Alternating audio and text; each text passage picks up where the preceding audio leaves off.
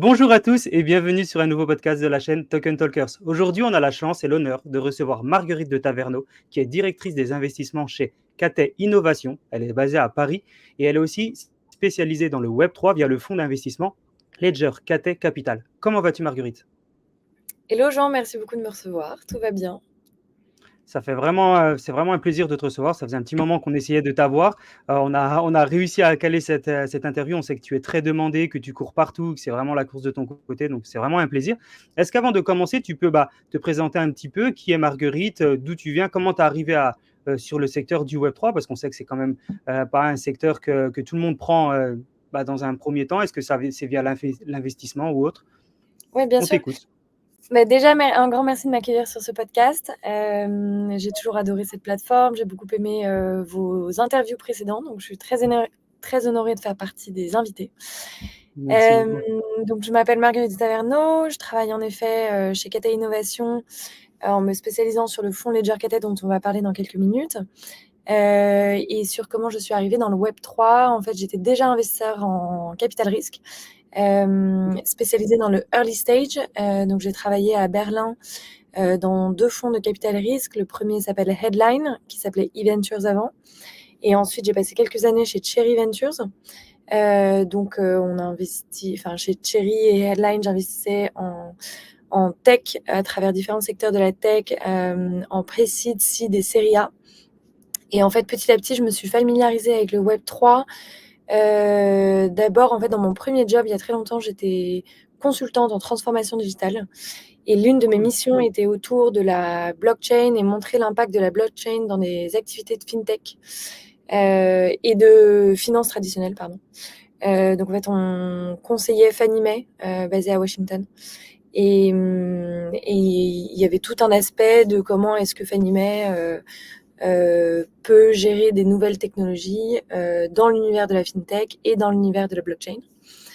Comment ça impacte leur business et comment eux peuvent prendre ce tournant. Et le moment où j'ai vraiment pris ce tournant, c'était en 2021, pardon, où j'ai fait mes premiers NFT. En fait, à côté de mon... Ouais, oui, c'est pas un chemin classique. Donc, j'ai pas une formation d'ingénieur. Je suis pas le crypto kid qui baigne dans la crypto depuis les premières heures du white paper. Et j'avais d'ailleurs un collègue chez Cherry Ventures, Patrick Meyer, qui se penchait énormément sur les sujets du Web3. Et à l'époque, c'était pas du tout des sujets sur lesquels moi j'étais impliquée. Et en fait, donc je fais de la photo à côté de mon job, de la photo argentique, et j'ai commencé à explorer. Je vends mes œuvres dans le cadre de certaines expositions, et j'avais commencé à explorer des nouveaux moyens de créer un lien avec l'audience à qui je m'adressais. Et donc, j'ai commencé à minter mes premiers NFT en utilisant différentes plateformes qui étaient assez novatrices. À l'époque, c'était un peu le début de la hype NFT. Donc, j'avais minté sur Sloika, sur Foundation, et j'avais passé pas mal de temps sur différentes plateformes telles que Fair XYZ. Enfin, j'ai exploré un peu tous ces outils-là. Et en fait, j'avais été particulièrement impressionnée des différents bénéfices qu'apporte le Web3 dans le monde de l'art particulièrement et en tant qu'artiste, où en fait, ça permet de répondre à beaucoup de problématiques que je trouvais assez pesantes, notamment toute l'opacité autour de la galerie, la manière dont fonctionnent les commissions entre la galerie et l'artiste, l'opacité que la galerie garde par rapport à la vente de vos œuvres. Le fait que vous n'ayez pas de lien avec avec votre audience, le fait que quand quelqu'un, un collectionneur ou une collectionneuse vous achète une œuvre, en fait, on peut pas savoir si ensuite ce collectionneur ou cette collectionneuse garde l'œuvre ou si elle est revendue après, on n'a pas de traçabilité sur le parcours de l'œuvre. Tandis que grâce à la blockchain, on peut associer un certificat d'authenticité directement avec l'œuvre, c'est traçable et immuable sur la blockchain. Sur toutes les opérations, sur toutes les transactions secondaires, l'artiste peut toucher des royalties et peut suivre en fait le cheminement en tant que propriété de l'œuvre. Donc on peut savoir qui est le propriétaire actuel de l'œuvre et on peut retracer tout le parcours de l'œuvre. Et donc j'ai trouvé ça assez incroyable et je me suis dit en fait si la blockchain et le Web3 apportent de telles solutions sur un problème aussi évident. Doit y avoir d'autres aspects à découvrir. Et donc, c'est comme ça que j'ai commencé à dérouler la pelote de laine du Web3 et que je suis tombée dedans. Ok, bah c'est un parcours super intéressant parce qu'effectivement, il est complètement à l'opposé des autres et ça apporte tellement une vision qui est différente et c'est super intéressant. Parce qu'en général, les gens, ils arrivent dans le Web3 par les NFT directement, par les cryptos, par la spéculation et toi, tu es arrivé directement par l'investissement via bah, tout simplement ton activité professionnelle, puis après par ta passion avec les NFT et donc du coup le monde de l'art. C'est très très intéressant parce que c'est vraiment pas le parcours de tout le monde et ça fait vraiment plaisir de voir des parcours qui sont différents et qui arrivent avec autre chose et par une vraie passion parce que tu avais effectivement potentiellement une douleur avec des problèmes en disant bah voilà, on n'a pas forcément la traçabilité. Maintenant, avec le Web3, on l'a, mais c'est super intéressant vraiment d'arriver par le Web3 par passion. En fait, C'est une des premières que j'entends comme non, ça. mais en fait, l'énorme avantage là-dedans, c'est que tu as un élément de conviction. C'est-à-dire que quand Ouais. tu vois qu'un outil t'apporte une solution très concrète à des problèmes, en l'occurrence la transparence, la traçabilité, un partage du revenu un peu plus équitable et un peu plus logique entre l'artiste et les différents intermédiaires, la suppression d'intermédiaires, Ouais. le lien avec l'audience. Moi, toutes les personnes qui ont des NFT, j'ai développé un lien très proche avec elles. Comprendre aussi un peu les retours utilisateurs. Donc en fait, à partir de ce moment-là, tu développes une conviction qui est quand même assez fondamentale quand tu deviens ensuite investisseur dans le secteur. Et je pense que dans le Web3 particulièrement, il y a aussi un aspect très un petit peu sociétal et philosophique sur être en adéquation avec les valeurs fondamentales que prône et que développe le Web3 sur une société qui fonctionne différemment, qui est basée sur la décentralisation. Et donc, c'était un point de vue intéressant. Après, voilà, ça vient avec un revers de la médaille. J'ai pas la formation typique d'ingénieur. J'ai pas vu l'évolution des cryptos depuis le premier jour de ce courant de pensée. Donc, disons que j'ai attrapé le wagon en cours. L'avantage, c'est que ça reste une industrie émergente. Et même Bah ouais. si elle existe depuis plus de 10 ans, il y a un aspect naissant dans cette industrie. Donc, et après, la clé, c'est de s'entourer des bonnes personnes qui elles, ont ces angles-là qui apportent la complémentarité. Ouais, totalement. Mais même si tu dis que tu n'étais pas là tout au début, pour moi, tu es là au début quand même. Enfin, tu es vraiment early sur le secteur du Web3. Alors, c'est sûr que tu es moins early que celui qui est arrivé en 2008, mais tu es beaucoup plus early que ceux actuellement. Ça fait déjà un moment que tu es là-dedans. On voit vraiment, on sent que tu t'y connais très fortement. Et pour moi, tu es vraiment déjà early. Et effectivement, je pense que c'est bien d'avoir le prisme des personnes qui ne viennent pas forcément à la base de la tech. Moi, je ne viens pas forcément de la tech. Je comprends bien comment ça se passe. Et du coup, vous étiez plutôt de la partie investissement artistique. Enfin, c'est vraiment très intéressant parce que ça apporte vraiment une vision différente à l'écosystème. Et moi, je trouve ça vraiment très intéressant. Au niveau au niveau de ton activité principale actuellement, c'est quoi le rôle en fait d'investisseur dans le Web3? Comment ça se passe? Comment ça fonctionne? Comment on analyse? Enfin, j'ai plein de questions autour de ça et j'imagine Ouais, que ouais. les gens qui nous écoutent, on n'a pas la chance d'avoir tout le temps un investisseur sur un podcast. Donc, du coup, je pense qu'il y a tout le monde qui est intéressé de savoir comment ça fonctionne, comment tu travailles, comment tu analyses. Enfin, voilà. Est-ce que tu peux nous en dire Bien plus par sûr. rapport à ton activité? Est-ce que ce serait pertinent déjà que je présente rapidement le fonds Ledger Cathay pour que les gens Ça puissent serait aussi cool. situer le. Très bien. Voilà. Ça Du serait coup, cool. comme tu l'as dit au début, donc je suis directrice des investissements chez Cathay Innovation. Et en fait, chez Cathay Innovation, je gère le fonds qui s'appelle le fonds Ledger Cathay, qui est Ok. une collaboration avec une boîte portfolio de Cathay qui s'appelle Ledger et Cathay. Donc, juste pour resituer un petit peu, Cathay est un fonds d'investissement qui a des activités de private equity et de capital risque. Cool. Et il se trouve que donc sur les activités de capital risque, Cathay se spécialise dans la série B. Donc, on a eu 3 fonds. Le dernier fonds qu'on a annoncé l'année dernière est un fonds il y a 1 an et demi maintenant, est un fonds de 1 milliard. Et donc, Wow. on investit avec Cathay Innovation, qui s'appelle Cathay Innovation 3, des tickets entre 15 millions et 35 millions en premier ticket dans des boîtes de la tech, tout secteur confondu et à travers toutes les géographies, puisqu'on est une plateforme globale avec des bureaux aux États-Unis, à New York et à San Francisco, avec des bureaux en Asie. On est notamment à Singapour, on est en Chine, on est très présent en Inde également. Et en Europe, on est en Espagne, en Allemagne et en France, en termes de bureaux physiques, mais Wow. on couvre toutes les géographies. Donc ça, c'est pour Cathay. Et il se trouve qu'avec le premier fonds, un de nos premiers investissements, la première année de l'existence de ce fonds, était dans une boîte qui s'appelle Ledger. Et Ledger fait un hardware wallet, ce qu'on appelle self-custody hardware wallet. Et en fait, c'est un wallet qui, jusqu'à maintenant, ressemble un petit peu à une clé USB. Il y a un nouveau produit qui va être plus écran tactile qui est en train de sortir, mais qui permet de sécuriser vos assets, vos crypto-assets, pardon, vos assets digitaux de crypto-monnaie. C'est le mot que je cherchais. Ouais, Je sais pas si au montage, on pourra. parfait. Et aujourd'hui, Ledger sécurise plus de 20% des crypto-monnaies dans le monde. Et en fait, vous avez différentes options. Quand vous achetez des crypto-monnaies, vous avez différentes options pour les sécuriser, ou vous pouvez les acheter via une plateforme centralisée, telle que Binance et Coinbase et d'autres noms assez connus de ce type. Ledger va vous expliquer à juste titre que si vous décidez de passer par ces plateformes-là, vous faites confiance à cette plateforme et cela va un petit peu à l'encontre du principe même de décentralisation qui est intrinsèque à la crypto-monnaie. Tandis que si vous décidez de passer par Ledger, vous allez acheter votre hardware wallet, donc votre petite clé USB, et vous allez acheter vos crypto-monnaies sur cette clé USB et ça va être stocké sur cette clé USB. Je l'appelle la clé USB pour familiariser, mais c'est évidemment Ouais, ouais. un petit peu plus complexe que ça. Et donc, cela suppose que vous êtes vous-même responsable, c'est ce qu'on appelle la self-custody, responsable de vos crypto-monnaies.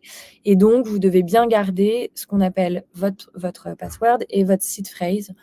Donc, si vous perdez l'un ou l'autre, vous pouvez récupérer vos assets digitaux.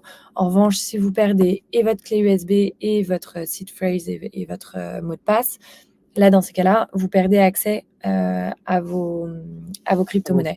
En revanche, utiliser ce type de solution vous permet d'éviter des scandales et des problématiques telles que ce qui est arrivé avec FTX, où tous les utilisateurs ont perdu du jour au lendemain accès à leur crypto-monnaie et donc ont perdu accès à tous leurs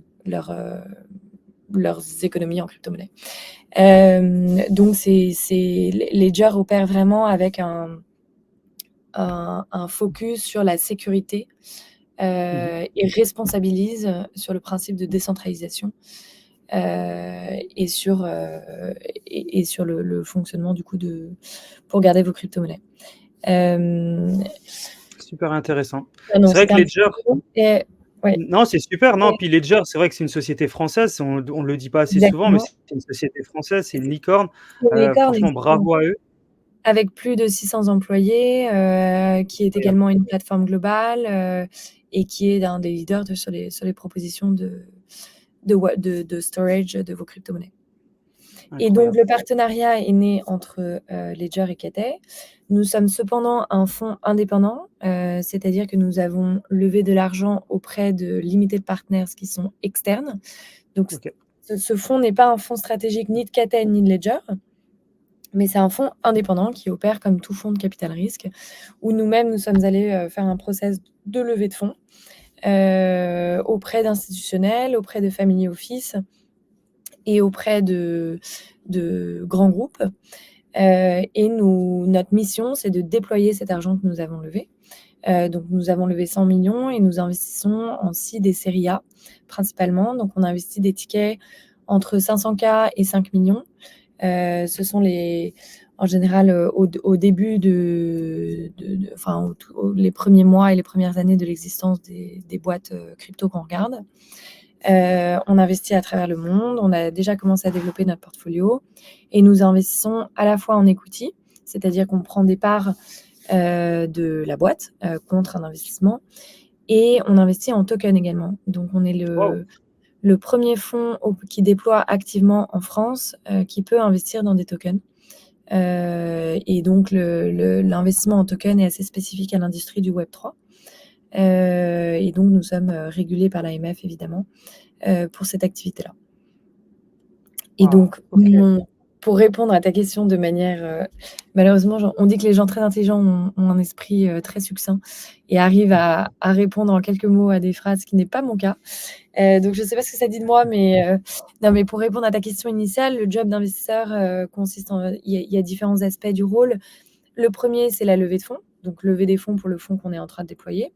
Le deuxième, c'est ce qu'on appelle déployer le fonds et deal execution, c'est-à-dire aller sourcer des boîtes que l'on considère prometteuses, aller trouver ces entrepreneurs qui vont se détacher du lot et qui vont créer la prochaine licorne, les convaincre du fait que nous sommes le bon partenaire stratégique Oui. pour eux et de la valeur qu'on va pouvoir ajouter au développement de leur boîte, exécuter cet investissement. Donc ça, il y a un aspect aussi légal dans cet aspect-là. Et ensuite, ce qu'on appelle portfolio management, c'est-à-dire suivre le développement des boîtes de notre portefeuille, les aider à grandir, les aider à sécuriser ensuite les bons investisseurs pour les tours d'après, et les aider à se développer, à trouver des opportunités de business développement, à trouver les bonnes embauches, notamment ce qu'on appelle les senior hires, Oui. donc à embaucher les bonnes personnes qui vont être assez clés sur le développement de la boîte, les aider à entrer dans des marchés internationaux sur lesquels ils n'étaient pas actuellement, enfin jusqu'à maintenant. Et ça, c'est une valeur aussi qu'on peut apporter assez facilement, notamment via l'angle aussi Cathay. Donc voilà, arriver à faire des bonnes introductions et mises en relation. Voilà un petit peu en quoi consiste le job, et aussi faire en sorte que on soit connu dans l'écosystème et que les entrepreneurs puissent comprendre facilement la valeur qu'on peut ajouter. Ça Voilà. fait énormément de choses. C'est impressionnant la liste de toutes les choses que tu fais. Hem, Moi, je me pose une question. Quand on a autant d'activités à faire, autant de sociétés à analyser et du coup une responsabilité derrière, est-ce qu'on n'a pas la pression? Est-ce que tu as pas une petite pression en permanence de dire: «Est-ce que je fais le bon choix? Est-ce que c'est la bonne société?» Hem, Comment ça se passe au quotidien? Parce que ça doit pas être facile. Et puis décevoir parfois les start-upers à qui tu dois dire non alors qu'ils ont un projet incroyable, mais et ils voudraient absolument travailler avec toi et limite ils se disent bah c'est Marguerite ou personne d'autre et puis à la fin bah Marguerite elle leur dit non et du coup ils sont un peu tristes. Enfin, comment ça se passe à Non, gérer au mais quotidien? C'est pas une pression? oui, oui, en fait, c'est un job qui est très humain, donc qui implique aussi beaucoup de pression, de déception. En fait, en tant qu'investisseur, on trouvera toujours une raison de dire non à un investissement. Et donc la question, c'est plus comment est-ce qu'on se construit une conviction, que ce soit sur une équipe fondatrice, et en général, c'est quand même 90 du facteur Ouais. heu, de succès et d'analyse d'une boîte, en tout cas early stage. Et nous, le fonds est positionné early stage.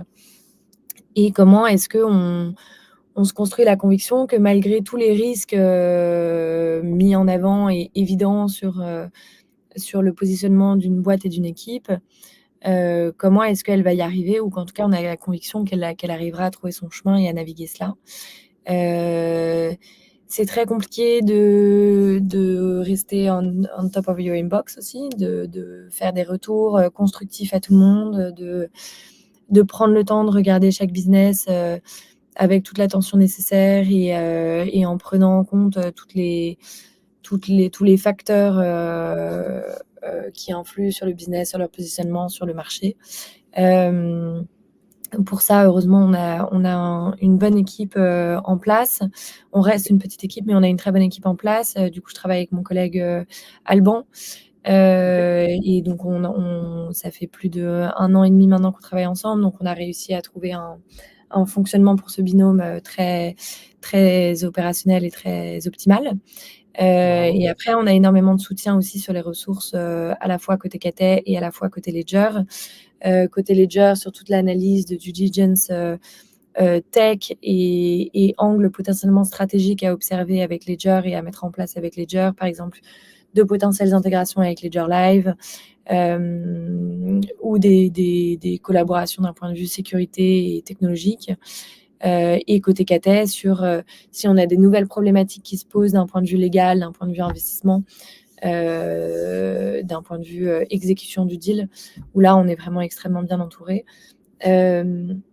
Mais voilà, c'est vrai que chaque investisseur a ses forces et ses faiblesses. Et donc, c'est vraiment comprendre comment s'entourer et C'est comment très faire au humain. mieux, répondre à tout le monde et pour faire un feedback construit et pour être consistant aussi dans les retours qu'on fait. Et faire en sorte aussi que ce soit pas pris personnellement par les entrepreneurs parce que il y a plein de facteurs qui rentrent en jeu. Il y a notre thèse d'investissement, il y a le déploiement du fonds, il y a la bande passante aussi. Si on a 3 deals en même temps et qu'on passe en comité d'investissement le même jour pour 3 deals, bah forcément, on va avoir moins de bande passante pour regarder un 4e nouveau deal. Mmh. À chaque fois, il y a des timings assez serrés en cours en général. Ça va dépendre de l'état du marché. En ce moment, on est dans un bull market à nouveau, donc en général, les deals se font sur des timings très serrés. Mmh. Donc nous, il faut qu'on puisse se caler à cela également. On a des processus internes à respecter puisqu'on est un fonds régulé par l'AMF, etc. Donc parfois, voilà, parfois on arrive à faire cela très rapidement. On a exécuté un deal récemment où on a tout complété en moins de 2 semaines. Waouh! Ce qui, voilà, nécessite de se mettre complètement heads down sur ce deal. Donc forcément, il y a eu des dommages collatéraux et voilà, il se peut que parfois sur ces 2 semaines où c'était notre priorité absolue, on était moins réactifs sur d'autres sujets.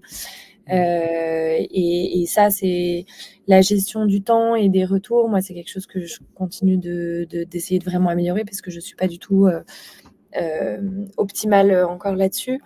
Et donc voilà, C'est essayer de difficile, jongler hein? avec tout cela. Et puis on est aussi dans un boulot qui implique beaucoup de voyages, beaucoup de conférences spécialisées, beaucoup de rendez-vous présentiels. Et tous ces rendez-vous présentiels, c'est des moments où on n'est pas sur notre portable et derrière notre ordinateur. Donc voilà, comment réussir à rester aussi réactif et dans nos interactions virtuelles que dans nos interactions en face à face.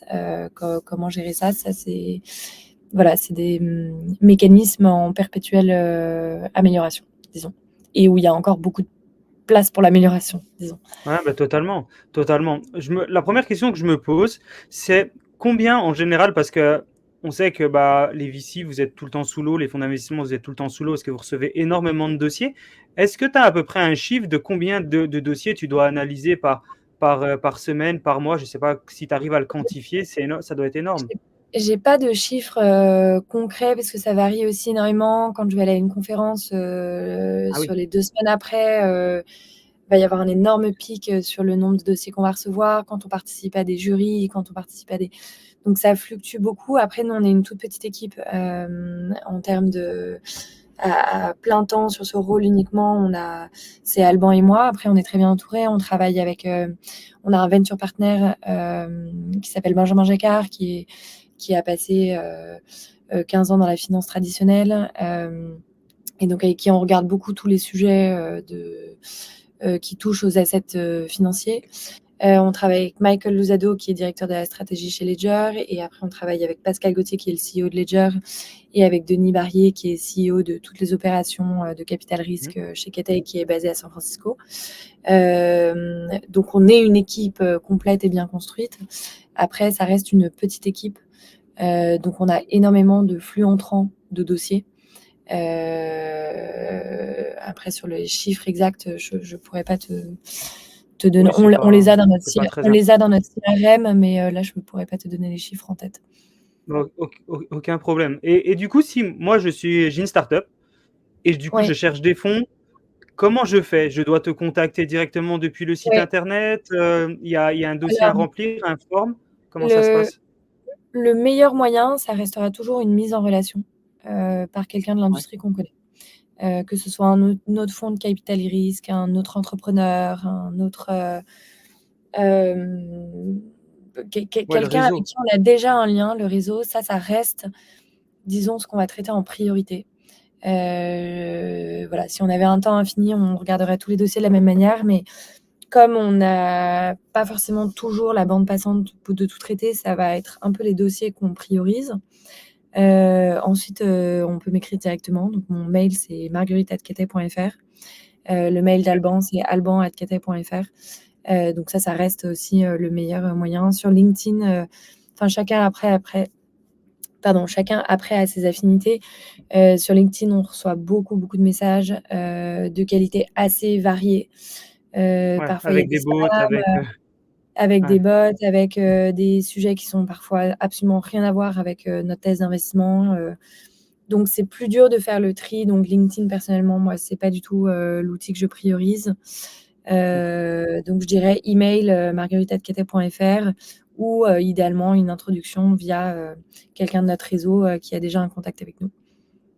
Je comprends et tu parlais juste avant de, justement, de ta thèse d'investissement. Oui, Pour que les gens ne t'envoient pas des dossiers alors qu'ils ont rien à voir, je sais pas, il est oui. bouché et il veut t'envoyer le dossier juste parce qu'il trouve que tu es super intéressante. J'imagine que ça matche pas. Est-ce que tu as une petite thèse d'investissement déjà préfaite? Est-ce que tu investis dans le web 3 mais aussi ailleurs? Est-ce que tu peux nous donner deux Euh, trois tips? Et merci d'être de plus en plus nombreux à nous suivre sur la chaîne Token Talker, c'est vraiment un plaisir. Je vais prendre 45 secondes de votre temps pour vous présenter notre sponsor, la société Aria. Aria Crypto, c'est en fait un centre de commande qui vous permet de prendre des décisions éclairées pour investir dans les cryptos. La société elle a été fondée par Jonathan et Anastasia, qui sont les co-CEO d'Aria.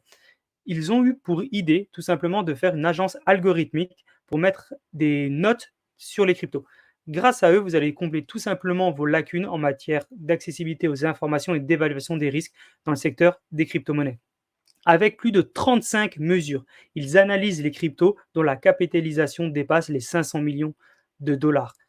Grâce à eux, vous allez rester informé en temps réel des développements du marché, des risques que vous allez pouvoir prendre dans le secteur et vous allez pouvoir adapter vos stratégies d'information grâce à leur IA. N'hésitez pas à explorer leur tableau de bord, créer votre premier portfolio avec Aria et bien sûr, restez connecté.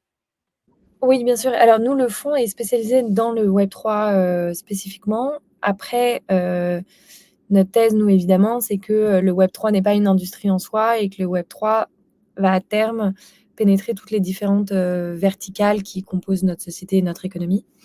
Maintenant, à l'heure actuelle, on se focalise sur les boîtes qui ont un élément Web3, c'est-à-dire qui repose sur la technologie de la blockchain, qui opèrent dans ce secteur. Donc de ce point de vue-là, on est très vaste. On regarde des boîtes dans toutes les géographies du monde. On a des boîtes portfolio aux États-Unis et en Europe. On en a une en Asie également. Et après, on a des boîtes actuelles qui opèrent en Asie. Mais donc là-dessus, on est très ouvert. On investit, donc, comme je l'avais dit, en aussi des séries A, des tickets entre 500K et 5 millions. Donc évidemment, si vous levez 60 millions, c'est pas forcément pertinent. Ouais. Après, si vous êtes une boîte du Web3 qui est au stade de série B, on peut éventuellement considérer investir avec Cathay Innovation 3 et le fonds de 1 milliard. C'est ce qui s'est passé récemment avec Flowdesk, dans lequel nous étions avec Ledger Cathay déjà investisseurs. On a pu suivre le développement de la boîte sur 18 mois. Et au moment de la série B, du coup, on a pu investir à la fois avec Ledger Cathay et avec Cathay Innovation 3. Donc là-dessus, il y avait des synergies assez évidentes au sein même de l'écosystème Cathay. Voilà, il se trouve que récemment, sur je dirais les 12 derniers mois, on a passé beaucoup de temps spécifiquement sur le secteur autour des assets financiers.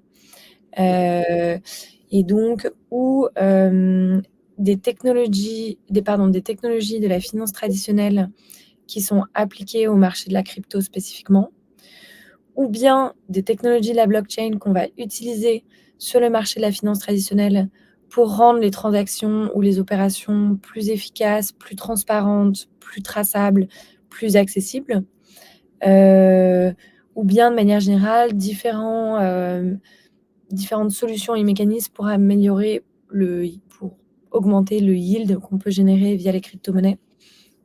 Donc ça, c'est un peu 3 secteurs qu'on a beaucoup regardés et sur lesquels on constate que la maturité technologique et institutionnelle est présente et donc permet de créer des boîtes dans le Web3 qui ont un potentiel d'un point de vue revenu sur le court terme et moyen terme. Ce qui n'est pas le cas de toutes les industries dans le Web3, où on voit que sur d'autres secteurs, la maturité sera plutôt à 5-10 ans.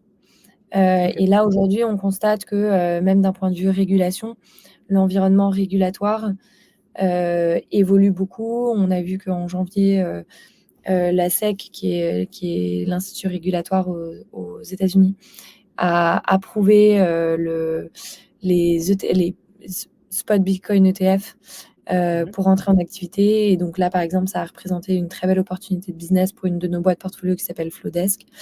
Et Mmh. donc, on suit aussi beaucoup l'évolution de l'environnement régulatoire. On constate les opportunités que ça permet d'un point de vue business à l'heure actuelle. Et on passe beaucoup de temps sur ces secteurs-là en particulier. Très intéressant et en général, donc tu disais que vous investissiez à partir de 500K jusqu'à 5 millions. Est-ce qu'il y a une limite de pourcentage maximum de la boîte en tant que VC que vous acceptez pas de dépasser? En général, c'est quoi? C'est 5%? Vous pouvez monter jusqu'à 25%? Comment ça se passe par rapport Oui. est-ce que déjà il y a une limite? Alors, si ça c'est plus une limite des standards de l'industrie, disons. Mmh. En général, sur un tour de seed, la boîte va céder autour de 20%. Mmh. Parfois, ça va monter jusqu'à 25% et parfois, ça va descendre à 10%. Ça dépend beaucoup des conditions du marché. Si on est dans un bear market, Mmh. forcément, la boîte va avoir plus de mal à lever, donc va être prête à céder plus de parts. Si on est dans un bull market, la boîte va avoir beaucoup plus de choix et donc les fondateurs vont chercher à moins se diluer. En général, ça va pas être au-delà de 25%. Mmh. Et on va être assez précautionneux aussi si un investisseur early stage a trop de parts dans la cap table. Par exemple, on a vu certains cas où un investisseur qui n'est pas opérationnel va avoir 40% de la boîte, alors que la boîte est encore au stade de seed. Mais dans ces cas-là, c'est pas du tout dans l'intérêt de la boîte et parce qu'en fait, il faudra prendre en compte le fait que la boîte va continuer de se diluer sur les tours d'après et il Tout faut à fait. garder un mécanisme d'incentivization des fondateurs. Ah, C'est-à-dire qu'il totalement. faut que les fondateurs soient suffisamment intéressés pour être suffisamment motivés pour vouloir faire la prochaine licorne, j'allais dire française, mais on investit dans toutes les géographies. Donc il faut que ce soit assez sain là-dessus. Et ce qu'on cherche, nous, c'est autour de 20% en général. Après, OK. tout dépend de si on est les seuls à leader le tour. Est-ce qu'on va co-leader le tour? Est-ce que on va être en follow? Est-ce que tout ça va beaucoup dépendre de la structure du tour d'investissement. Ça a l'air d'être tellement, int enfin, je pense que au quotidien, ça doit être tellement formidable. Enfin, on sent quand tu parles que ça donne vraiment envie de suivre presque au quotidien, d'être avec toi dans le bureau, de voir les dossiers, de regarder quel dossier marche, quel dossier marche pas, quelle est la prochaine justement potentielle licorne, quel produit. Enfin, ça donne tellement, en fait, t'es en train de teaser sans faire exprès parce que c'est tout simplement, voilà, c'est ta passion et tu fais ça super bien. Et C'est un du très coup, très beau rien que de job. t'écouter, on a envie d'être avec toi et de dire, allez Marguerite, présente-nous des dossiers, on veut voir comment ça se passe. Ça a l'air d'être trop intéressant. Et en général, quand vous investissez sur une deadline. Enfin, vous avez directement une exit stratégie ou vous savez que vous allez sortir au bout de 3 ans, 7 ans ou pas Non, non, forcément? alors ouais, on est investisseur long terme, donc on va pas chercher à Cool. sortir dans 2 ans. Ok. On a un horizon en général qui est entre 7 et 10 ans. Ok. Donc ça, c'est ce qui est un horizon assez Voilà. classique pour une capital risque.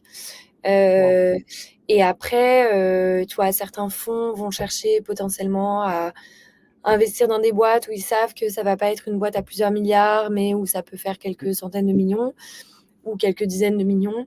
Voilà, nous, notre prisme, c'est on va vraiment chercher les boîtes qui ont un potentiel de faire une IPO ou d'être rachetées à plusieurs milliards. Euh, et on construit notre portfolio de cette manière-là. Après, on est totalement conscient que voilà, une grande majorité du portfolio n'y arrivera pas forcément, mais on va compter dans ces cas-là sur déjà au moment où on investit, on pense que chacune a le potentiel d'atteindre cet objectif. Donc si on considère que une boîte opère dans un marché qui est trop petit et où on n'imagine pas ce marché grossir dans les années qui Mm. viennent, dans ce cas-là, pour le coup, on ne va pas investir. Là où d'autres fonds peuvent se dire, on sait que le marché est assez petit, mais ça nous va de faire une boîte à plusieurs dizaines de millions et ça fera déjà 1 fois 2 sur notre investissement et ça nous convient. Nous, on va aller chercher des multiples un petit peu plus gros, mais ça veut dire, enfin, d'où le terme de capital risque, ça veut dire que le risque est aussi plus Totalement, important. Euh, totalement. On dit que dans le secteur justement de l'investissement, je ne sais pas si c'est un chiffre qui est réel, mais 80-95% des sociétés vont fermer, 4% vont faire limite break-even et 1% va vraiment exploser. Est-ce que tu confirmes un petit peu cette théorie? Ça fonctionne un peu comme ça. Je pense que ça dépend aussi comment tu investis. Mais... Totalement. Ouais, Totalement. Et nous, on est assez conscients aussi que voilà, il y aura une grande majorité des boîtes du portfolio qui iront au tapis ou alors voilà, feront pas de multiples exceptionnels. Et en revanche, on espère, en général, on cherche toujours ces 2-3 boîtes qui vont vraiment faire exploser la performance du fonds. ouais, c'est assez impressionnant, hein. Et en termes de... C'est aussi la grande différence entre capital risque et private equity. Ouais, Ou private ah ouais. equity, ça va être des évolutions plus conservatrices, plus certaines, disons, mais des multiples plus faibles également.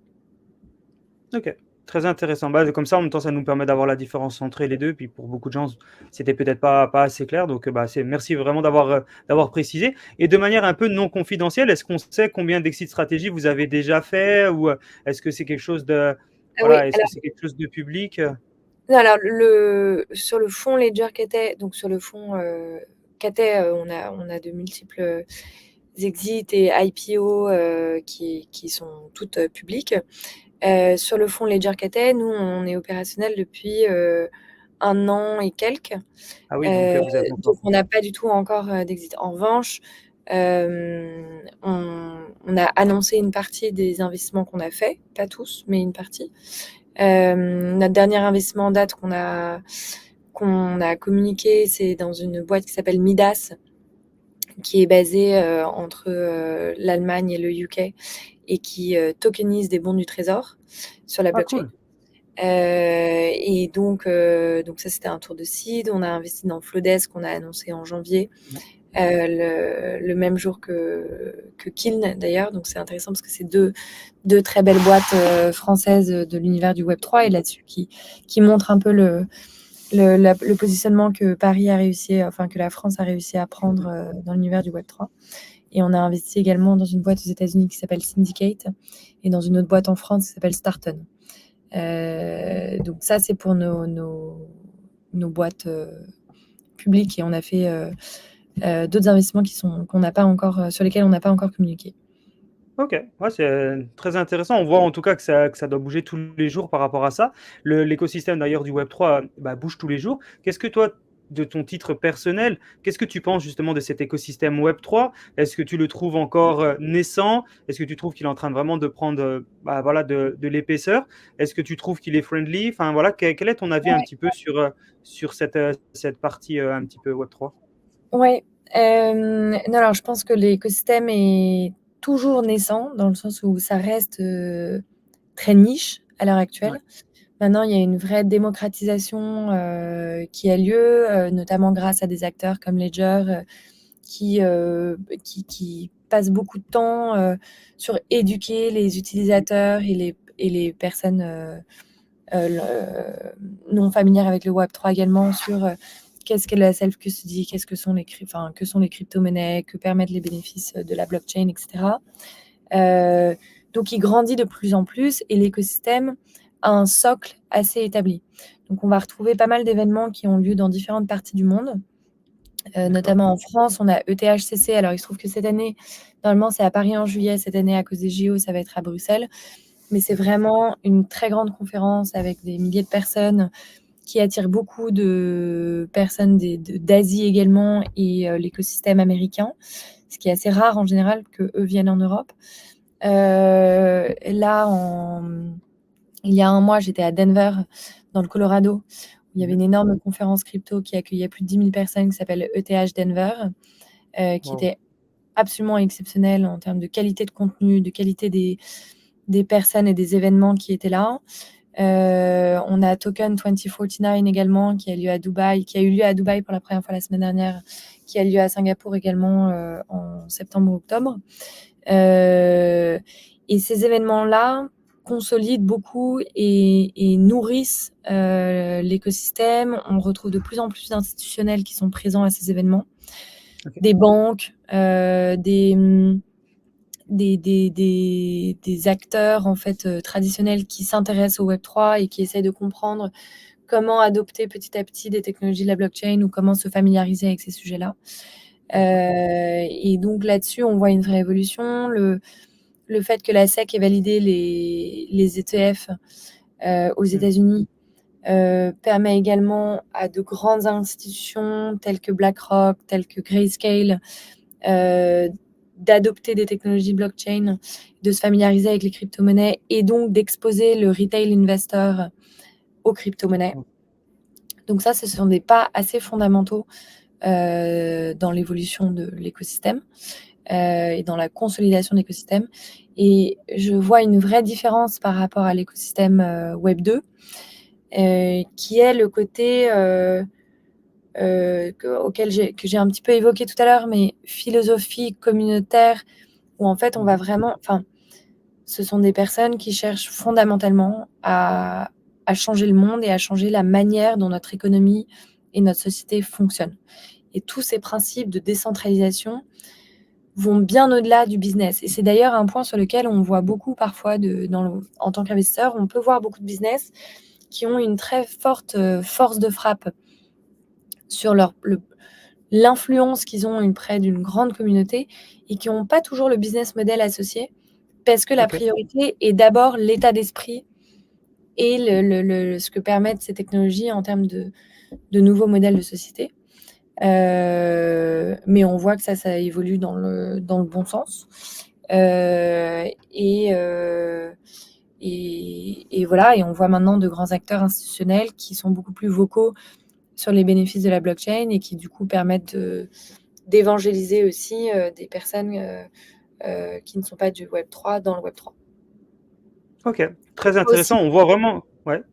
oui, pardon, non, juste pour terminer là-dessus, on voit aussi beaucoup de stratégiques, donc d'acteurs leaders du Web3, eux-mêmes investir dans des solutions naissantes pour nourrir l'écosystème. Et ça, c'est quelque chose qu'on voit beaucoup moins dans l'écosystème Web 2. Ok, très, très intéressant. Tu parlais juste avant d'événements. Tu es invité à beaucoup d'événements. Tu parlais de Denver juste avant où tu es allé. Tu te déplaces à beaucoup d'événements tous les ans ou c'est quelque chose sur lequel tu es encore pas Oui, vraiment oui, beaucoup oui. présente? Ça prend du temps, hein? Non, non, ça prend du temps, donc on essaye d'être assez sélectif sur le type d'événement Ouais. auquel on va. En revanche, c'est toujours très efficace. Donc ceux auxquels Ok. on va, bon, déjà, on les prépare vraiment bien. On est assez au clair sur le type d'acteurs qu'on cherche à rencontrer là-bas. On repère aussi les startups ou les secteurs qui nous intéressent pour pouvoir avoir accès à ces personnes-là et aux entrepreneurs de ces secteurs en question. Et honnêtement, il y a beaucoup d'événements très, très qualitatifs. Donc, on fait en sorte, ou Alban ou moi, d'y être présent. Ouais, ça, effectivement, ça doit prendre pas mal de temps. Et puis, comme tu disais, il y a la préparation en amont. Puis après, une fois que tu as participé à un événement, bah, tu vas recevoir plein de dossiers. Donc, en plus, il faut les traiter. Exactement, il faut faire Donc, le effectivement, tri après. Exactement.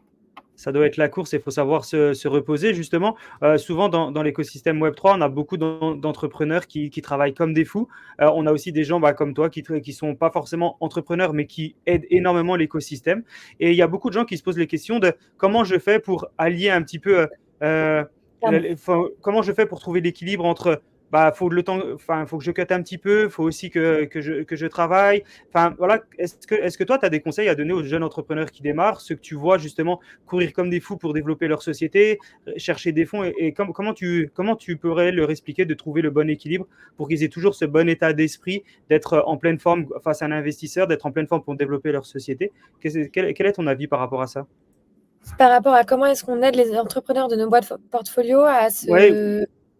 ou comment trouver l'équilibre, comment motiver les entrepreneurs à trouver l'équilibre vraiment entre la vie perso, la vie pro, pour toujours, parce que les événements, c'est le travail, mais pour beaucoup de gens, ça peut être aussi un petit peu relaxant, ça peut être un peu la détente. Et comment justement on pourrait expliquer aux entrepreneurs qui nous suivent et qui ont parfois du mal à cut entre la vie perso et la vie pro, à trouver le bon équilibre?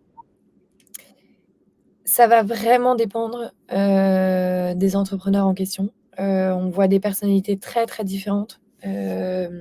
Ça dépend aussi des cultures en général. Nous, tout ce qu'on rappelle en général, c'est que c'est vraiment un marathon. Ça se joue sur Ah, le long terme et donc faire attention de ne pas se cramer, heu et être conscient des choses. Par exemple, si un de nos entrepreneurs part en levée de fonds, on est très conscient, on lui dit: «En fait, fais attention parce que c'est un job à plein temps». Beaucoup croient que mmh, la levée de fonds, ça peut se faire totalement, à côté de leur automatique. oui, ça va dépendre, énormément des entrepreneurs, de leur personnalité, de leur culture. Donc Mmh, ça varie vraiment d'un cas à l'autre. Ce qu'on essaye à chaque fois de rappeler, c'est que c'est un marathon. Ça se joue sur le long terme et donc faire attention de ne pas se cramer, d'éviter les burn-out. On a été bien sensibilisés à ces sujets-là sur les dernières années. On l'a vécu également, et donc vraiment, apprendre à déléguer, embaucher des personnes seniors assez tôt également, ne pas junioriser l'équipe, mmh. pour pouvoir déléguer le plus possible. Et voilà, comprendre que ça se joue sur une dizaine d'années et pas sur les 2 prochaines années, quoi. Et après, il y a un autre aspect aussi, c'est essayer d'être, conscient des choses. Donc par exemple, si un de nos entrepreneurs, une de nos boîtes portfolio part en levée de fonds, voilà, qu'ils soient conscients que la levée de fonds en soi est un job à plein temps et que donc ça nécessite des ajustements sur comment faire en sorte que le business continue de se développer en parallèle, transférer des responsabilités à d'autres personnes seniors de l'équipe pour que le CEO ou la CEO lui-même ou elle-même puisse se focaliser sur l'activité de la levée de fonds, nous aider au maximum aussi sur ces sujets-là. Donc voilà, ça va. Encore une fois, c'est un business qui est très humain, donc les interactions vont beaucoup dépendre et évoluer d'une boîte et d'une personne à l'autre. Mais ça, c'est un peu les points qu'on met en avant en général. Et souvent, on dit qu'un investisseur investit surtout en phase de Précide Seed investit plus dans le fondateur ou les fondateurs que dans la boîte en elle-même, parce que justement, il doit voir si le fondateur, parce que déjà, le produit n'est pas forcément tout le temps développé, on est sur un MVP ou une première traction, et parfois, bon, il commence à avoir un petit CA, mais on ne sait pas encore ce qui peut arriver par la suite. Et donc, du coup, il y a beaucoup de fois où il y a aussi le fondateur ou les fondateurs à analyser. Est-ce que tu partages aussi cette vision qu'il faut, enfin voilà, faut pouvoir comprendre aussi le fondateur, sa vision et de se dire que on investit plus, enfin autant moins dans un fondateur que sa vision, parce que le fondateur il va être aussi en permanence en capacité de rebondir sur un sujet, des problèmes ou ce genre de choses. Ouais. Écoute, au early stage, honnêtement, tu investis sur l'équipe, et sur la Ouais. capacité de l'équipe à pouvoir rebondir, pivoter si jamais, il y a un problème qui fait que en fait, la boîte doit s'ajuster aux conditions de marché ou à des réalisations où elle s'est dit: «En fait, le positionnement est plus bon» et cetera. Mais c'est vraiment à 90 un pari sur l'équipe. Hem Et le reste est très important. Je dirais qu'en second lieu, c'est le marché. Est-ce que, il y a un vrai pain point, un vrai problème qui est adressé? Et est-ce que ça apporte une solution qui est vraiment nécessaire aujourd'hui, à cette heure-là? Mais ouais, c'est beaucoup plus sur l'équipe que sur la boîte en elle-même. Après, en revanche, quand tu es investisseur de série B, là, ça va être plus équilibré. On va investir sur l'équipe évidemment, mais ça va être aussi beaucoup sur OK, qu'est-ce que, le business a prouvé jusqu'à maintenant? Quels sont les chiffres? Quelles sont les perspectives? Mhm. Il y a un management en général qui est déjà assez, établi et assez en place. Donc voilà, disons que c'est la grille de critères évolue un petit peu et se rebalance à chaque, stade d'investissement, voilà, à chaque stade d'investissement, ouais. Ouais, je comprends. Ouais, c'est intéressant. En fait, on voit aussi que ça permet d'avoir un visuel très global sur l'investissement, de comprendre quelle est la vision derrière une personne comme toi qui doit analyser des projets, comment tu les analyses et ce que tu fais avec. changeons légèrement de sujet. Tu parlais un petit peu avant en intro que tu es venu aussi dans le secteur du Web3 par les NFT, par la photographie. Ouais. Est-ce que tu peux nous expliquer justement comment ton expérience de la photographie professionnelle t'a permis vraiment de développer la partie NFT? Toi-même, donc tu disais que tu mintais des NFT, c'est super intéressant parce que c'est pas souvent. Est-ce que tu peux nous développer un petit peu plus ta vision du Web3 et comment justement tu en es arrivé à développer et minter des NFT pour les photographies que tu faisais toi-même? Comment est-ce que moi-même j'en suis arrivée à faire cela? Bah oui, en fait, bah, quelle était ta vision derrière? Est-ce que tu t'es dit, j'y vais pour la curiosité? Est-ce que Ouais, vraiment tu t'es dit, j'y vais pour la technologie? Et comment t'as fait pour dire, voilà, je démarre de zéro, je veux me lancer dans les NFT, par qui je vais voir, comment je fais? Enfin, ouais, c'est ouais, tout un ouais. process, c'est pas facile. En fait, alors pour répondre très simplement à ta question, j'y suis allée vraiment par curiosité au début. Wow, Et de manière générale, j'ai un peu un motto qui est d'essayer, en fait. bravo, Ça, ok. en restant ouvert aux opportunités qui peuvent en découler. Mais donc de manière générale, et puis ça, je pense que pour tout investisseur, la curiosité est quand même un trait de caractère que tu es obligé d'avoir pour continuer à nourrir ton activité. Euh, donc j'y allais un petit peu à l'aveugle. À cette époque-là, en fait, j'avais fait le constat, c'est la première fois que je travaillais avec une galerie d'art. J'avais fait le D'accord. constat que j'ai un peu expliqué un petit peu plus tôt, que voilà, la galerie d'art prenait 50% de mes ventes. Moi, je payais les frais de production. Il y avait beaucoup de collectionneurs qui n'étaient pas rapportés par la galerie, mais par moi-même. Donc j'étais là, mais en fait, il y a un manque d'équilibre en fait dans la dynamique entre la galerie et l'artiste, et ce modèle économique ne fait pas de sens. Donc au début, je me Ok. suis dit, ok, si je veux continuer à développer mon projet artistique. Merci d'être de plus en plus nombreux à nous suivre sur le podcast de Token Talker. Je vais prendre une minute de votre temps pour vous présenter le token URU, qui est un projet révolutionnaire lié à l'écosystème Erudit World.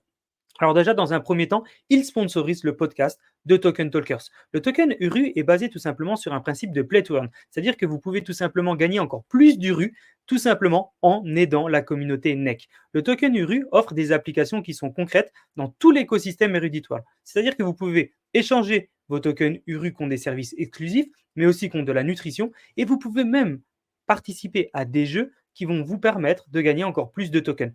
Chaque propriétaire d'URU peut décider de l'utilisation qu'il souhaite en faire, s'il veut acheter, revendre ou même offrir ce token. Le token URU, il est sécurisé sur la blockchain. Il est limité en termes de quantité à 2,5 millions de tokens, ce qui fait qu'il y a plus de valeur et bien sûr, ce qui assure sa rareté. En rejoignant l'écosystème Erudit World, vous bénéficiez donc d'un réseau d'experts, de services premium et vous sécurisez votre avenir financier. Si vous voulez plus d'informations sur Erudit World, vous avez le lien en bas de la vidéo, vous avez le lien en commentaire du podcast et bien sûr, vous pouvez aussi nous contacter. Et la photographie argentique coûte très cher aujourd'hui. Les prix des films, des pellicules ont énormément augmenté. Les développements coûtent très cher. Scanner les pellicules, si tu veux faire des scans à haute définition. Tous les encadrements, tirages sur du papier de qualité qu'on appelle du fine art print, etc. Tout ça, ça a un coût. Donc je me suis dit, si je veux continuer à développer cette activité, il faut que je trouve un business model un petit peu plus équilibré, en tout cas, que celui qui Mhm. existait avec la galerie. Et voilà, j'avais regardé une boîte, la boîte en question qui s'appelle Sloika lorsque j'étais encore chez Cherry Ventures. Sloika étant une plateforme de NFT. Donc j'avais suivi un petit peu le lancement d'autres plateformes comme Foundation, etc. Et donc je me suis dit, bon, bah, je vais tout simplement tester ces plateformes. On dit beaucoup qu'un VC doit toujours eat their own dog food. Donc ça veut dire Mhm. qu'en fait, tu dois utiliser les produits dans lesquels tu investis ou que tu regardes pour avoir toi-même un retour d'expérience utilisateur, et pour ne pas seulement avoir ton chapeau d'investisseur, mais pour aussi avoir ton chapeau en tant qu'utilisateur et comprendre Utilisateur. Ouais. les problèmes, comprendre est-ce que ça résout un vrai problème, quelle solution ça apporte, et toi-même avoir une intuition aussi pour le produit. Donc au début, je l'ai fait de cette manière-là, et en fait, je me suis fait un petit peu moi-même dépasser par cela, où j'ai et j'avais mes collectionneurs existants, donc de mes photos en physique, qui me demandaient eux-mêmes: «Est-ce que si un jour tu fais des NFT, tu pourrais me prévenir? Est-ce que» et donc j'avais fait, Ah! d'abord un premier NFT, mais plus de manière exploratoire et en fait, il y a eu, plusieurs ventes aux enchères sur ce même, NFT.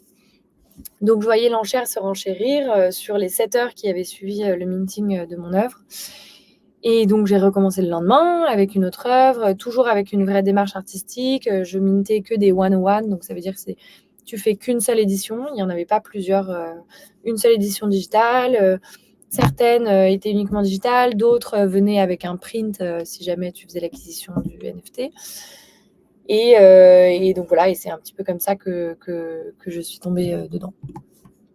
C'est assez intéressant. Donc, tu pas le style de personne qui faisait des NFT avec une tête de singe ou avec un gorille qui ressemblait à Non rien. et Tu étais vraiment dans paradoxalement l'artistique pur. oui, oui et paradoxalement d'ailleurs, je faisais des NFT de photos argentiques, donc ça pouvait paraître assez contre-intuitif pour certaines Totalement. personnes. J'aimais bien Et, cette heu, dualité.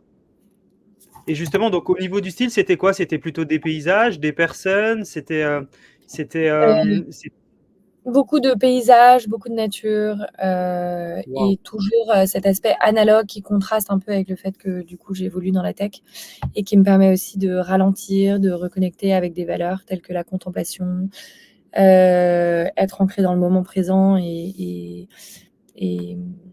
et en fait, apprécier la valeur d'un seul clic versus, quand tu es avec ton iPhone et que tu peux prendre, 50 photos jusqu'à ce que tu trouves l'angle parfait, la lumière parfaite. Et là, faire confiance aussi à la perte de contrôle aussi avec l'argentique, c'est laisser de la place pour, l'accident, en fait. Pour, OK, peut-être que là, en fait, dans l'argentique, il y a beaucoup de marge d'erreur et ça, je trouve ça très intéressant aussi parce qu'accepter l'imperfection de tes négatifs et d'accidents qui peuvent être révélés, qui peuvent être assez, Totalement.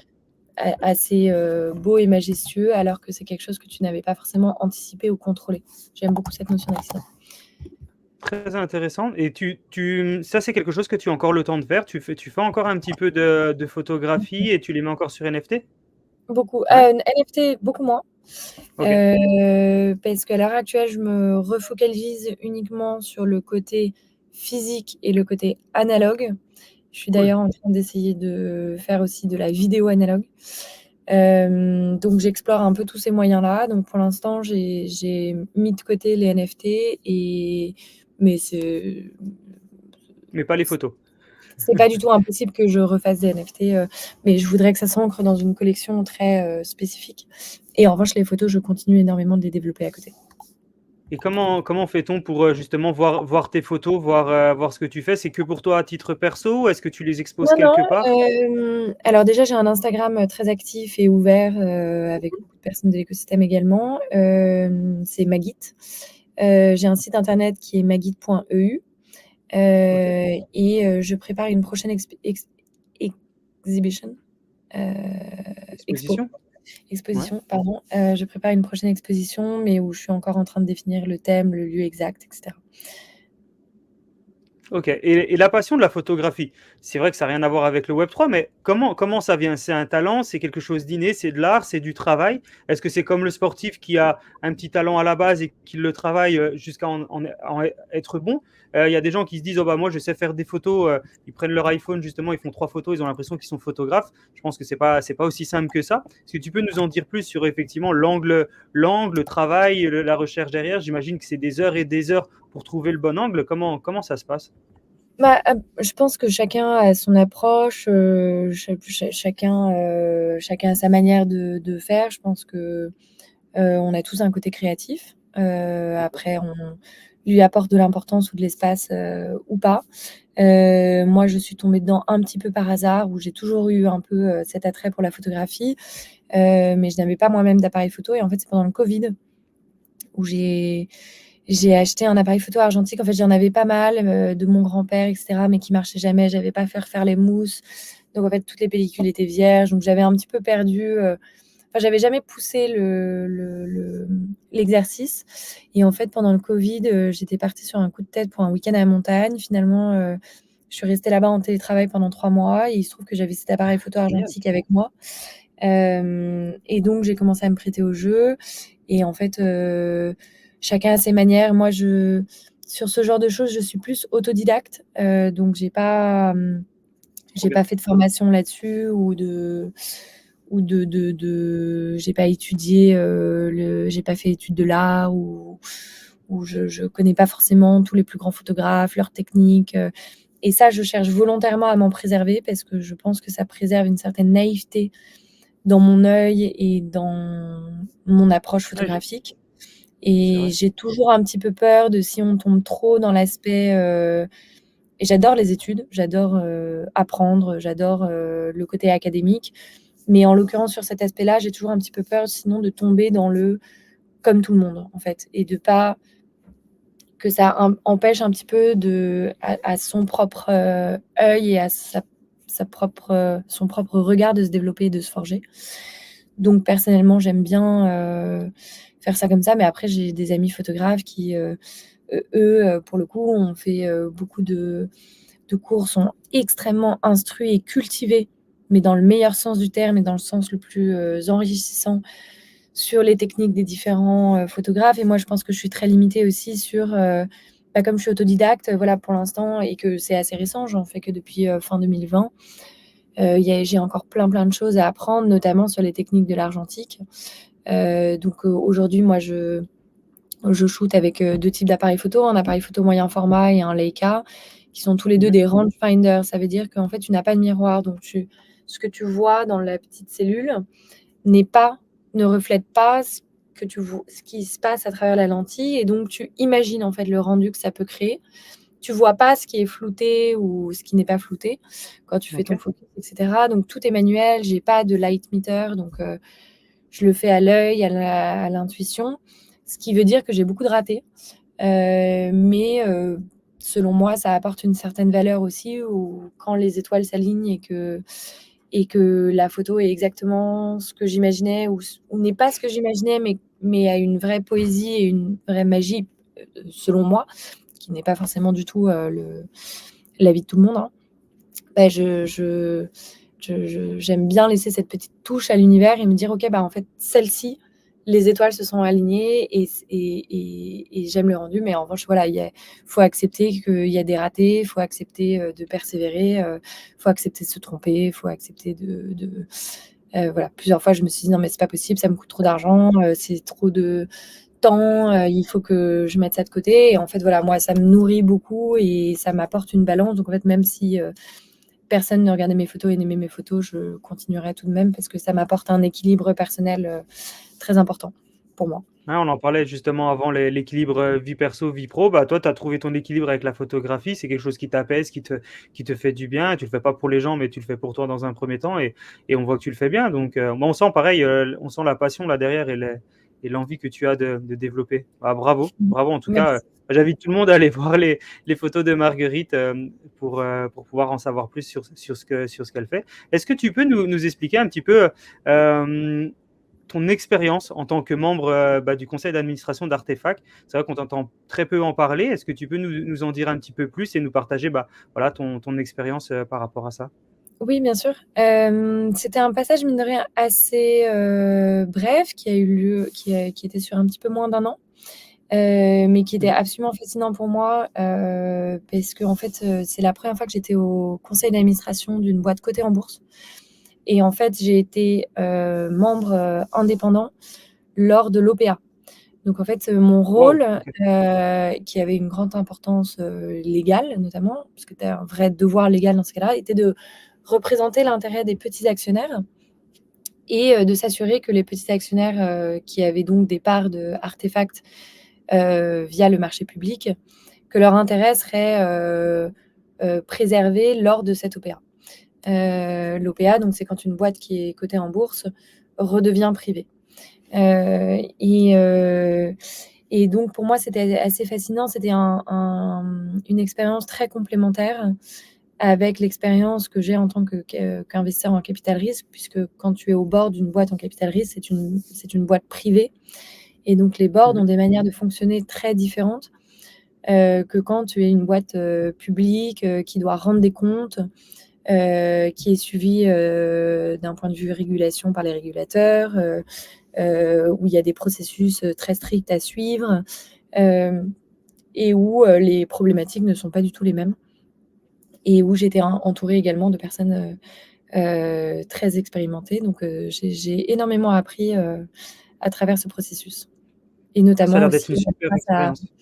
grâce à François de la Villardière, grâce au fondateur de Artefact, grâce à Philippe de Verdal qui était également au board, donc oui, j'en ai tiré beaucoup d'expérience.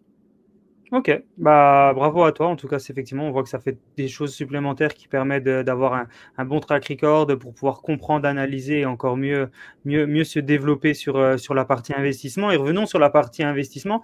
C'est Quels ont été actuellement peut-être les plus gros défis que tu as vus et quelles sont peut-être les plus grosses opportunités actuellement que tu vois dans l'écosystème Web3? On parle vraiment hors investissement, mais ça peut être aussi de l'investissement.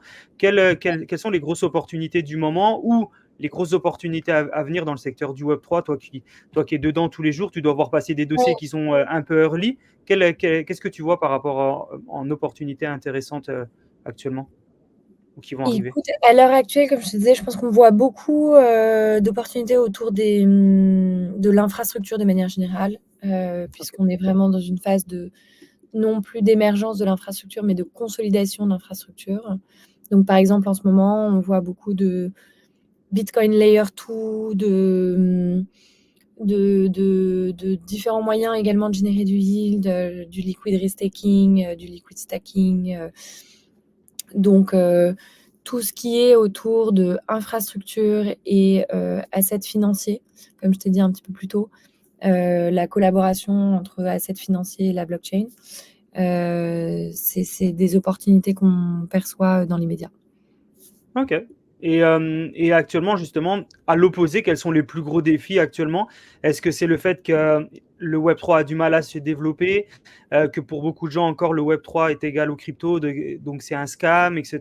Est-ce que tu as des défis comme Bien. ça que tu vois au quotidien? Le vrai enjeu, il va être sur la démocratisation du Web3.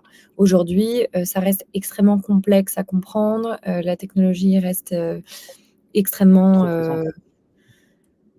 oui, en fait, le moment où le Web3, où on aura vraiment réussi, c'est le moment où nos grands-parents pourront utiliser le Web3 sans savoir qu'il y a des couches de Web3 derrière, sans savoir que c'est la blockchain qui permet de nourrir ce service et ce produit. Et on l'utilisera de la même manière qu'aujourd'hui, on utilise Internet sans nécessairement comprendre tout ce qui se passe derrière d'un point de vue technologique. C'est clair. On n'y est pas encore, on s'en rapproche, mais du coup, tout l'aspect amélioration et familiarisation de l'expérience utilisateur est vraiment crucial et ça reste, je pense, le challenge principal. Ouais, c'est clair, c'est clair. Et je pense que dans les challenges, tu parlais de la partie confiance. Et je pense qu'aussi la confiance va venir avec la sécurité de l'écosystème. Est-ce que tu peux aussi nous en dire deux mots de l'importance de la sécurité et de la confiance dans l'écosystème du Web3? Souvent, on se dit c'est nouveau, ça fait peur. Le Web2, quand c'était nouveau, ça faisait peur. Là, le Web3 fait peur, mais effectivement, tu parlais avant que maintenant, il existe des grosses solutions de sécurité pour éviter de perdre des fonds, pour éviter de faire des erreurs. Et la sécurité est de plus en plus présente aussi dans le Web3. Est-ce que tu peux nous en donner deux Oui, mots par oui. rapport à ça? Là-dessus, c'est vraiment un focus principal de Ledger. Et donc là-dessus, je vous invite vraiment à aller vous balader un petit peu sur Ledger Academy, qui familiarise beaucoup sur tous ces sujets. Si Cool. jamais vous avez des crypto-monnaies, que vous cherchez à acquérir des crypto-monnaies, vraiment, soyez conscient que si vous passez par des plateformes centralisées, bah, vous faites confiance à cette plateforme centralisée, à leur management, à la manière dont ils opèrent. Et alors que si vous passez par une self-custody plateforme comme Ledger, bah, c'est vous qui restez responsable de vos crypto-monnaies et de vos assets digitaux et ce qui reste quand même la proposition de valeur clé. Et in fine, ça prend pas tant de temps que ça de s'instruire. Il faut juste faire l'effort d'aller regarder un petit peu les articles qui vont vous éduquer sur ces sujets-là. Et écouter des C'est podcasts important. et lire Merci. des super médias comme The Big Whale, comme Cryptost, qui couvrent des sujets très intéressants là-dessus. C'est clair. Ah, c'est clair, c'est important de s'éduquer, que c'est un marché qui est naissant, on a du mal encore à le comprendre. Quand on est nouveau dedans, il y a plein d'informations, il y a encore beaucoup trop de tech qui est présente. Alors effectivement, des fois, les gens sont trop focus sur la tech et pas forcément sur les use cases. Et du coup, c'est vrai que pour beaucoup de gens, ça peut paraître un peu fou. Donc effectivement, faut s'éduquer, faut comprendre, faut analyser, faut aller voir, bah, voilà, comme le disait Marguerite, des podcasts, des médias qui parlent de ça et qui vulgarisent l'écosystème. Il y a de plus en plus de femmes, Marguerite, justement, qui arrivent dans cet écosystème.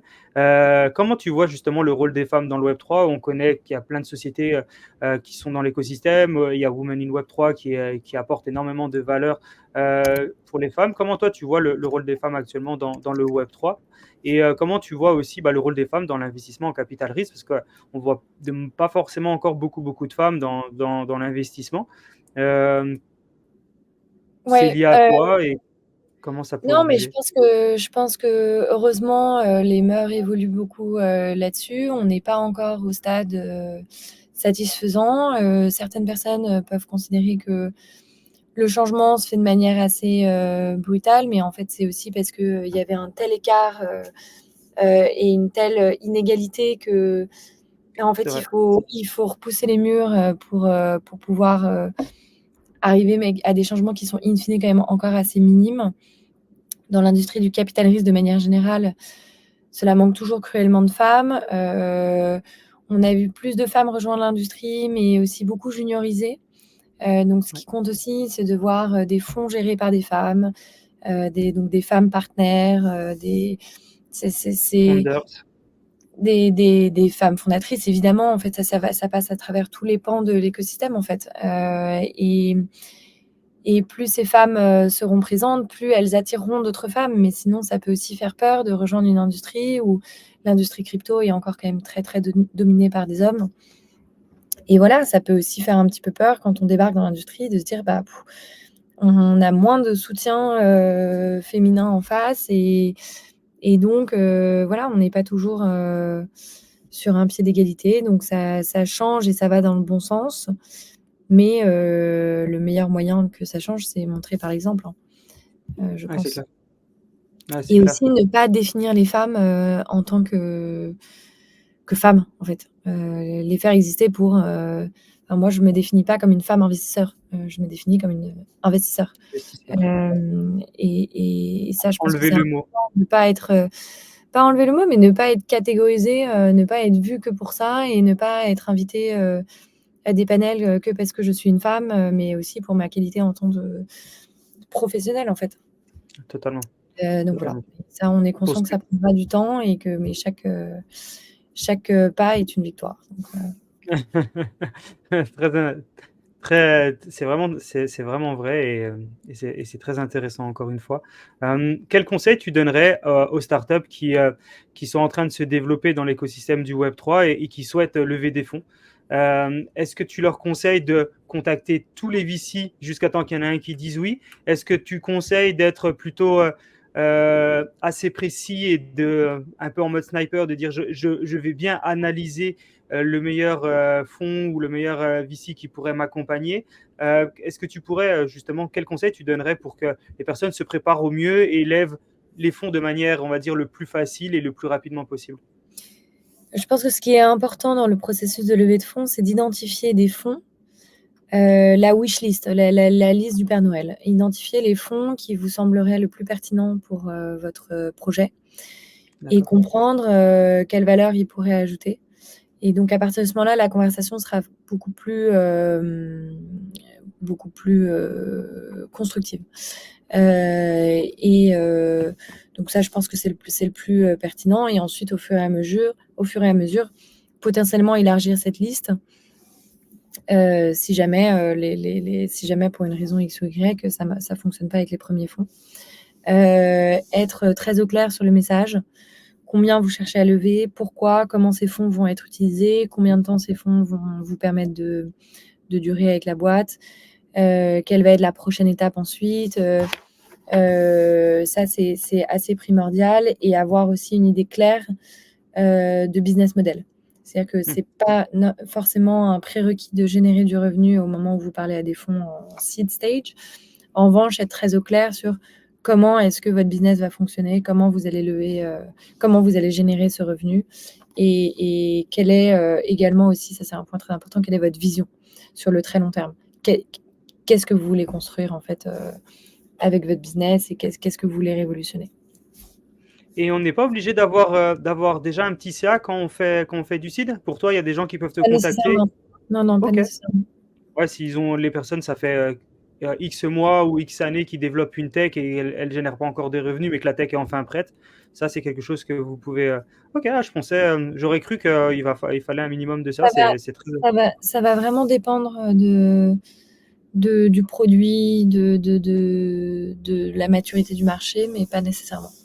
En revanche, il faut qu'on ait une idée très claire sur le CA potentiel qui va pouvoir être généré. OK. OK, OK. Ouais, avec une bonne projection et que les personnes arrivent avec un maximum de documents. Pareil, quels sont les documents importants qu'on doit avoir, dans les mains avant de venir Un te deck. voir? Il C'est, faut deck, avoir un deck et un business plan. C'est-à-dire que même si vous générez pas du revenu, être au clair sur potentiellement quelles sont vos aspirations là-dessus et comment est-ce que ce revenu va être généré, quelles sont vos hypothèses. Même si on est tout à fait conscient que les business plans ne sont pas que ça se passe jamais comme prévu, mais au moins savoir que c'est une question sur laquelle vous avez réfléchi et sur laquelle vous avez un plan concret. OK. OK. Merci en tout cas pour ton partage. Et j'ai encore une petite dernière question sur la partie, c'est un sujet qu'on traite pas mal sur Token Talker, c'est le secteur de la tokenisation.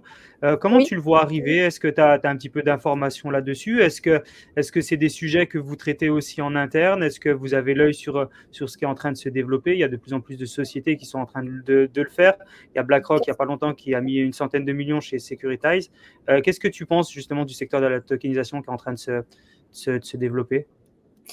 Mais c'est une tendance absolument évidente. En fait, nous, on pense, la vision du fonds Ledger KT, c'est the tokenization of everything. Donc, on Ah, considère en fait OK. que chaque aspect de notre société ou de notre économie actuelle va être amené à vivre sur la blockchain et à être tokenisé. Et donc ensuite, on considère qu'il y a différentes phases dans ce processus de tokenisation, dont la phase qui est en train de se passer actuellement, qui a lieu au niveau financier. Et ça, je le relie à ce que je disais un petit peu plus tôt aussi, c'est sur l'avancement qui est en train de se jouer d'un point de vue institutionnel et qui aide énormément à la démocratisation du retail investor sur les sujets de crypto-monnaie et de blockchain. Donc on est extrêmement bullish là-dessus et c'est évidemment une tendance qu'on suit de près. Et tu vois, le dernier investissement dont je parlais qui s'appelle Midas, in fine, Midas fait de la tokenisation de bons du trésor. Ouais, Euh, ce que tu euh, disais, ouais. donc voilà, donc ça c'est un pan très important de notre thèse d'investissement. OK, OK, merci pour ton partage. Je pense que ça intéresse beaucoup de gens. On arrive gentiment à la fin du podcast, Marguerite. Ouais, ouais. Hem, à la fin du podcast, on laisse toujours, le mot de la fin à notre invité tu peux revenir sur un sujet, sur lequel tu voulais rapporter des précisions, sur un sujet peut-être que tu vas aborder qu'on n'a encore pas abordé. Ça peut être sur un mantra, ça peut être, voilà, tu as carte blanche, ça peut durer 5 minutes, ça peut durer 10 minutes, ça peut durer 30 secondes. C'est toi qui décides, on t'écoute, ta carte blanche. Eh ben, vous pouvez nous envoyer votre deck à marguerite@kati.fr. Eh ben, c'est parfait, c'est parfait. En t Que en ça. tout cas en tout cas, vraiment vraiment merci Marguerite de t'avoir, de t'avoir reçu. C'était vraiment un Merci plaisir. beaucoup, Jean. C'est On une super a Je conversation. pense qu'on a reçu full valeur et j'en suis persuadé. En tout cas, il y a beaucoup de gens Et qui nous ont désolée pour tous écoutés les jusqu'au bout. anglicismes de ce podcast. Mais ça Malheureusement, fait c'est un partie petit de peu l'écosystème. intrinsèque, exactement, c'est un petit peu intrinsèque à l'industrie malheureusement, mais je suis consciente que ce n'est pas idéal. Ouais, mais en tout cas, tout le monde a compris. Encore une fois, bravo pour tout ce que tu fais, bravo pour ce que tu fais dans l'écosystème, bravo pour tout ce que tu développes. Et voilà, il faut plus de gens comme toi qui ont la possibilité, déjà, de pouvoir éduquer, de pouvoir participer sur des podcasts, qui ont la faculté comme toi d'expliquer, même s'il y a un petit peu d'anglais, au moins ils expliquent et on comprend. Et franchement, tout le monde t'a bien compris, il n'y a pas de souci. Donc vraiment, bravo pour ce que tu fais. C'était Merci vraiment, Jean. vraiment incroyable. Et à Merci très vite sur la et chaîne. bravo pour votre podcast. Merci Marguerite. À Au très revoir. vite sur un nouveau podcast de la chaîne Token Talkers.